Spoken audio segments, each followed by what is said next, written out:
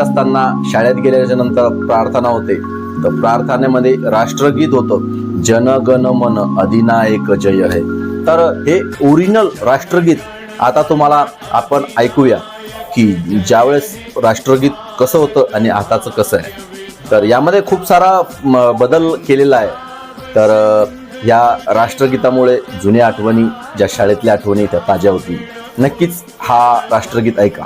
चैन की बरखा बरसे भारत भाग है जागा, पंजाब सिंध गुजरात मराठा द्राविड़ उत्कल बंगा, चंचल सागर विंध्य हिमालय नीला जमुना गंगा, तेरे नित गुण गाए तुझसे जीवन पाए, हर तन पाए आशा, सूरज बनकर जग पर